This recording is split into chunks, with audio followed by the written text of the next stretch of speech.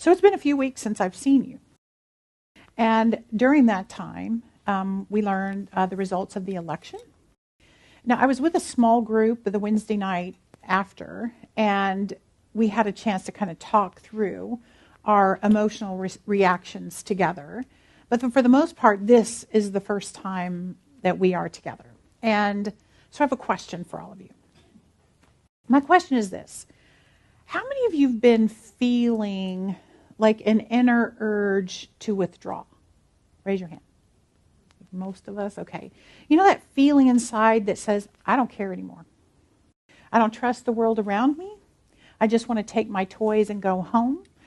Maybe it's just a feeling of wanting to be alone, to kind of process everything and kind of figure out your way forward, but maybe in a different way. And maybe it was an immediate reaction that perhaps has faded. It has been a few weeks. But maybe those feelings are continuing to grow stronger in you. Feeling any of that stuff? So I'm glad I'm not alone. So what I realized is that this is a reaction that I've had before, and I bet you've had too at different points in our lives, because it happens when there are hard times. It's the same urge to pull back that I felt when I was kind of scolded as a child, that feeling of wanting to pull back, or maybe the same when I felt rejected in school, or the same urge to withdraw that I felt during every significant relationship ending, or maybe when my career took some unexpected directions. It seems to happen when there's been like a cosmic shift in my understanding of myself and how life works, right? That's how this election felt to me, and I bet it felt like that to many of us. And it is in times that the world has hurt us or disappointed us in some way that we close down this stream of energy that is going out from us into life. We want to shut it down. We shut it down. And of course, I've been doing a lot of reading and meditating and contemplating about what exactly I want to teach in this moment. And there have been many words of wisdom kind of flowing around me from other ministers, and on my social media is full of all this wisdom stuff coming at me. I get lots of different kinds of emails, and I want to share a piece of writing and see if you can relate to this. It's not on the slide, Rebecca. This is written by Ian Cummings. He's a Presbyterian minister and a soul coach. I like that. This is what he said. When we lose a significant aspect of our identity, we heal by coming to understand that the thing lost, a job, a spouse, an election, or whatever, is not really who we most fundamentally are. The thing lost was precious to us, and we must grieve it. But we can still be fundamentally whole and intact without it. Spiritually speaking, this is a process of returning to our deeper identity in God's spirit, love, whatever you want to call that. It is remembering that our soul is untouched and untouchable by anything external. Today, for me, this is the work. I am feeling a loss of identity, not my identity as an American, nor my faith in what this country stands for and can be. But I must accept that we have a longer way to go than I hoped, maybe much longer. He goes on to say, so I will heed the pull to go inward. It's time to remind myself that who I most fundamentally am is not defined by politics or country, but by the loving spirit that created me. It's time to be held by that deeper, wider, eternal perspective so I can hold my country and my fellow citizens with love and not bitterness, so I can come back out into the world with the strength and faith to do my small part in shaping this country I love into the country I know it can be, knowing that to live now as we think human beings should live, in defiance of all the bad that is around us, is itself a marvelous victory. Ian Cummings, a Presbyterian minister and soul coach. I could have said that myself, right? Like this, y'all hear me say these kinds of things. Because I think he's right. We have to go within and feel what we feel. And while we are in there feeling the feels, we can remind ourselves that who we are is not defined by anything going on outside our hula hoop, as I like to say. Who we are is defined by our inner connection to spirit. And as spiritual beings, we have a calling to show up in life undeterred and in ways that reveal our truest identity to the world. When we sit in our inner spiritual truth, knowing that we are infused with the power of God, the power of love, the power of the peace of God, we can let our human hearts grieve. We can process our feelings with those we trust, realizing that those human emotions are like clouds passing in front of the sun, but not diminishing the light. We are fundamentally whole, even if the whole world is not responding to our call for love. I said in my email the day after the election that democracy is unflinching and humanity continues to reveal its current level of evolution. And I don't know about you, but my sadness about the election was about the evidence that the majority of the people in the wider United States, in our state, and in our neighborhoods is not evolved out of fear and into love as much as I thought they were. Does that ring true for you? Okay. And if they aren't as evolved as I thought they were, do I have to treat everyone with respect, since their vote revealed how little respect there is for diversity, inclusion, and love, the things that really matter to me? Do I have to live my values out loud in the presence of the majority of humans around me that have very different values, as demonstrated by their vote? And the thoughts like that, they can just spin, right? Do I have to be loving when they're not? Do I have to be accepting when they're not? And when my thoughts start spinning out of control like that, I have to come back to my center. I have to come back in and remind myself that I don't base my willingness to be loving on how a person votes, how much fear they are carrying, or anything else. I must be willing to be respectful and loving to all people, underline the word all people, period. Why? Because I am called to be that. And it's who you are called to be as well.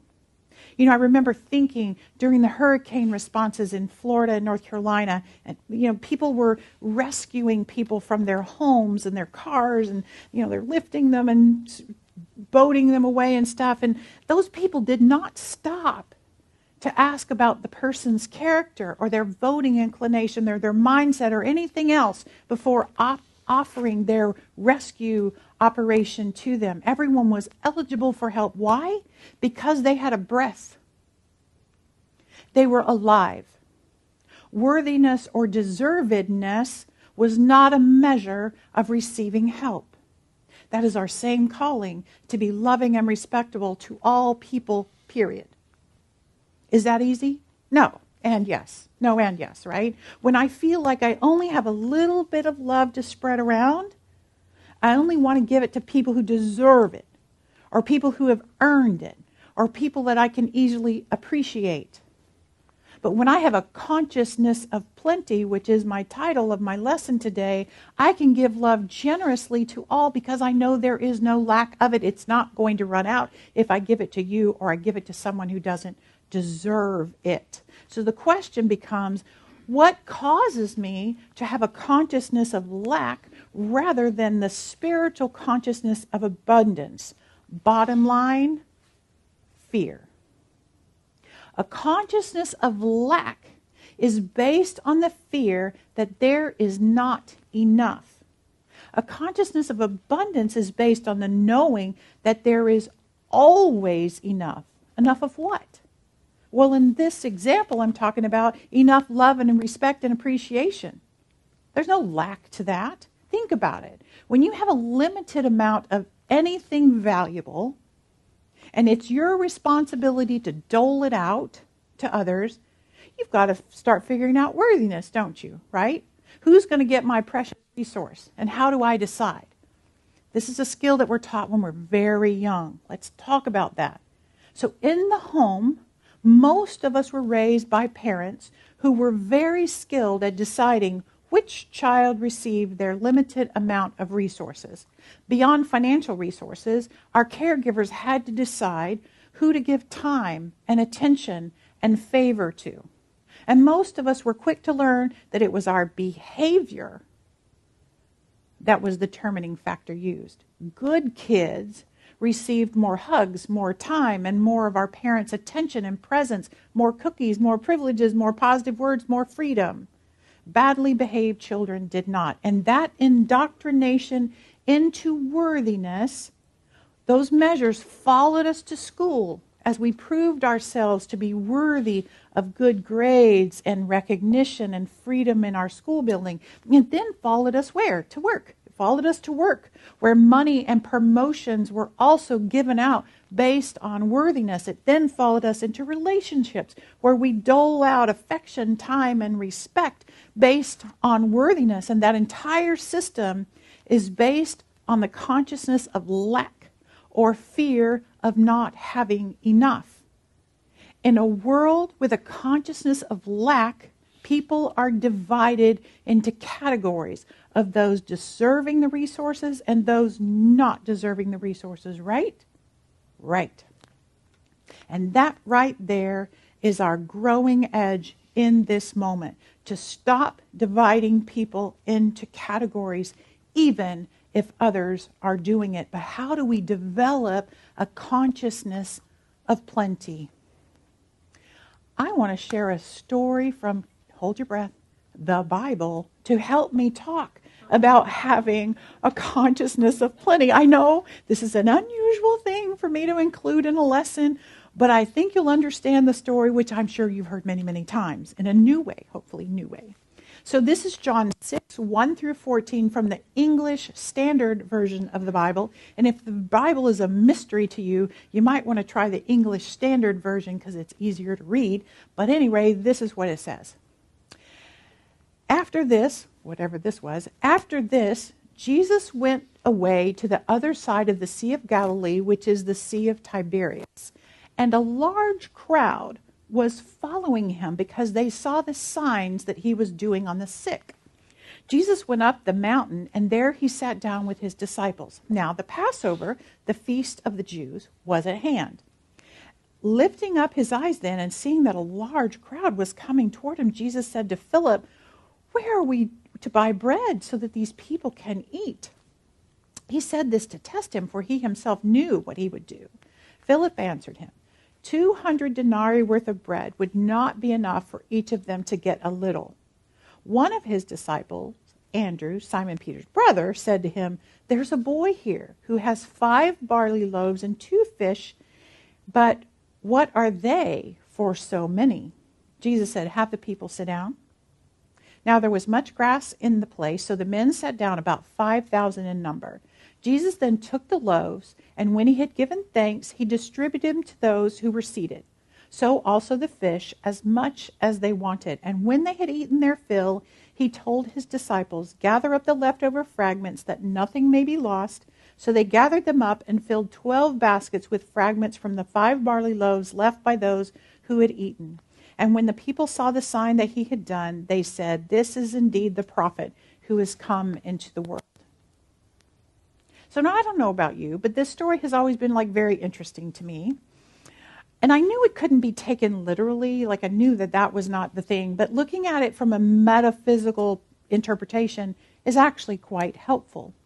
So in ministerial school, my Bible instructor explained it something like this. He said, all of these people were following this teacher, Jesus, around the desert to hear his parables and his teachings and to watch him interact with the sick and the outcast. And tribal people walking around the desert back then would not be walking around the desert with no provisions, but they would basically being trying to take care of their own tribe, their own family, and not really considering people outside of their little group. But the little boy offering his food to help others changed everything. And Jesus, as the teacher, used this little boy's willingness, his generosity, his consciousness of plenty to open up the same in each other. So I thought, well, that's my Bible teacher in, Science of Mind ministry. But what about another spiritual teacher? And here's how the great spiritual teacher, Pope Francis, talked about it. This isn't on the slide either, Rebecca. Pope Francis said, looking at those 5 loaves, Jesus thinks this is providence. From this small amount, God can make it suffice for everyone. Jesus trusts in the Heavenly Father without reserve. He trusts in the law. He knows that for him, everything is possible. So he tells his disciple to have the people sit down in groups of 50. This is not merely coincidental, for it means that they are no longer a huge crowd, but become communities nourished by God's bread. Jesus then takes those loaves and fish, looks up to heaven and recites the blessing and breaks them and gives them to the disciples who distribute them. And the loaves and fish do not run out because the people are sharing the food they have, the food they brought to the gathering. This is the miracle. Rather than the multiplication, it is a sharing inspired by faith and prayer. Everyone eats and some is left over. It is the sign of Jesus, the bread of God for humanity. That's Pope Francis's interpretation. So the miracle is the sharing that is inspired by faith and prayer. And that is the miracle being called forth today. Freely give and freely receiving all good things is a spiritual principle that has to be applied if you're going to demonstrate abundance in your life. As you give, you will be given to. And let me point out one additional important detail in this story in the Bible. Jesus gave thanks and blessed the food before he distributed it. Many years ago, our founder, Ernest Holmes, gave a lesson. And these are the instructions he shared on this thing called Life Radio Show on Thanksgiving. He said this: bless everything in your life. Your family, your business, your home, your friends, and neighbors. Be sure that you don't make a drudgery of this. Let it be a song of praise, a joy, a blessing, of gladness in giving, just as spontaneous as was the faith of the little boy who brought those few loaves and fishes and placed them into the loving hands of the master. Isn't it wonderful that out of all that vast throng of people who needed to be fed, and the doctors of the law who stood around those, and those who thought they knew all the answers, and even his immediate disciples, the only person in that great congregation who really entered into the spirit of what Jesus was doing was a little boy. You see, Jesus and the little boy were the only 2 people in that gathering who didn't know that it couldn't be done. And Jesus apparently wanted the cooperation of someone who did know that it could be done just as he knew. I love to think of that little boy, his eyes bright with enthusiasm, his little feet digging their toes into the dirt, and the hand of the expectancy outstretched, willing and glad to surrender his morsel and without the slightest question in his mind about the increase. Let's you and I see if we cannot become as little children. It is natural for us to believe. It is natural for us to dance with joy and enter into the rhythm of life with happiness. And it is natural for us to expect the miracle of love to perform its act of kindness. That was Ernest Holmes. Holmes's wisdom included approaching life as an innocent child who only knows abundance. Little children, they'll give you the sucker right out of their mouth, or they will give you whatever. They only know abundance. And giving thanks in advance for the things you wish to have flowing in your life. Do you approach your life choices only knowing abundance? So I had my own loaves and fishes experience I want to tell you about. I love that Patty's in the room because it happened on an airplane. So I was on a flight one night. I believe we were going from Minneapolis to Atlanta. I know I was going to Atlanta. I think I was going from Minneapolis. And we were diverted to Birmingham unexpectedly. And I'm going to guess it was probably like an knowing how I traveled, it was probably like a 7 o'clock flight landing in Atlanta around 9 or something like that. And we were diverted to Birmingham because of a storm. So a thunderstorm was coming through Atlanta. They did a ground stop. No one was getting off or on any planes in Atlanta. We needed to go somewhere, so they diverted us to Birmingham. And those of us on the plane were thinking, well, if we get to Birmingham, we can just get out and rent a car, and we'll drive in the rain. We don't care. We'll just get home somehow. You know, all us business travelers were doing that. But when we got to Birmingham, they got on and said, actually, the Birmingham airport itself is closed. It's too late for any flights coming into Birmingham, the little airport there. So you cannot leave the plane. You have to stay here on the plane. And we have no idea how long the ground stop in Atlanta will be, but we're going to be here for a while. So we were sitting there for quite a long time, and a mom expressed to the flight attendant that she needed a diaper for her baby. She needed help. She needed supplies that she did not have with her that she was expecting to be able to get when she got on the ground in Atlanta. And so the flight attendant got on the microphone and announced that there's a mom who needs help. She needs a diaper. She needs other baby supplies. Are there other moms on the flight willing to help? Man, they just started coming out of the woodwork to help this mom. And it was really, all of us on the plane were aware that this was all happening. And maybe because of that, I don't really know what possessed them, because hours were going by. We're sitting in Birmingham. The flight attendants decided to get all the snacks, first class snacks, little boxes of snacks, whatever they had, all the beverages. They got out their things, and they're like, we're going to get all this stuff out, but you're going to have to share because we don't have enough for everybody. And so they started passing stuff out. Passengers started getting bags of potato chips out because we were sitting there. We were stuck. And it just became a party on this plane. People were up and talking, and I'm sure people that were traveling together but sitting differently were standing around. It was the most fun layover thing that I'd ever been a part of. And business people can be crabby, can't they, Patty? When we don't get home, when we think we're going to get home, there was no crabbiness. It was the most fun thing, and it started with the generosity of the mom and the moms and the flight attendants. So in both the Jesus story and my own flight experience, the truth revealed was when you stop and look beyond the conditions that are apparent, where there appears to be lack, with a consciousness of plenty, resources flow. Resources flow. So let's remember, there is no lack of love and respect and appreciation in the world right now, even though it may appear to be true. We are all spiritual beings having this human experience, so let's continue to act like it. Give love and receive love no matter what. Give resources and receive resources no matter what. Because here's the deal.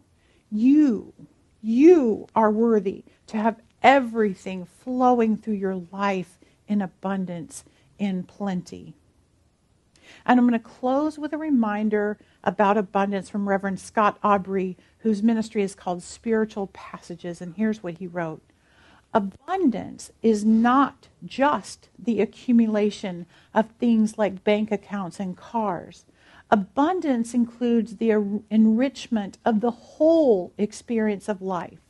It includes material things, but those are only the effects, the reflections of consciousness.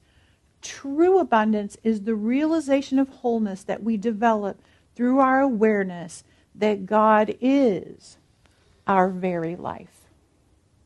Your truest identity is that of a soul, the soul of a young child that knows that all resources flow from spirit, appreciation and the symbols thereof, affection, love, and appreciation. All of it is spiritual and all of it is infinitely abundant. And if you can develop your belief in that, you're never going to shut down that flow in your life again. Will you pray with me?